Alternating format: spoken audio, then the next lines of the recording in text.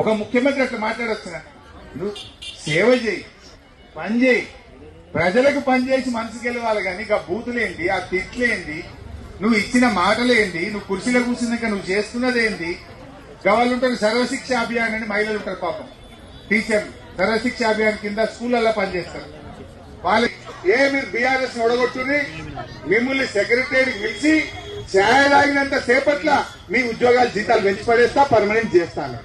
2 ఏళ్ళే ఛాయ్ తాగినంత సేపు నీకు దొక్కలేదు కదా. ఎన్ని ఛాయ్ తాగుతుంది రేవంత్ రెడ్డి? మనకేం పెట్టింది ఆశాలకు? కాంగ్రెస్ అధికారంలోకి వస్తే తక్షణమే ఆశాలకు ఫిక్స్డ్ వేతనం ఇస్తామని. తక్షణం అంటే ఏంటి అసలు? 2 ఏళ్ళ తక్షణం అంటే తెల్లారో మర్నాడో వారమో 15 రోజులు నెల.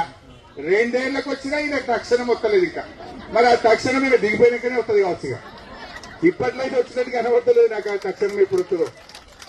సో బిడ్డ రేవంత్ రెడ్డి, మా ఆశాలతో పెట్టుకోకు.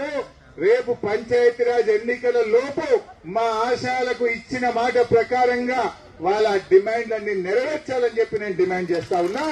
లేకపోతే పంచాయతీరాజ్ ఎన్నికల్లో మా ఆశాలు నీకు ఏం బుద్ధి చెప్పాలనో వాళ్ళ జాగ్రత్త వాళ్ళు ఉంటారు, నీకు బుద్ధి చెప్తారు, జాగ్రత్త అని చెప్పి హెచ్చరిస్తూ మీ సమస్యల్ని అసెంబ్లీలో గట్టిగా కొట్లాడటం, మీ పక్షాన నిలబెట్టమని మీ అందరికీ హామీ ఇస్తూ జై తెలంగాణ, ఆశాల ఐక్యత.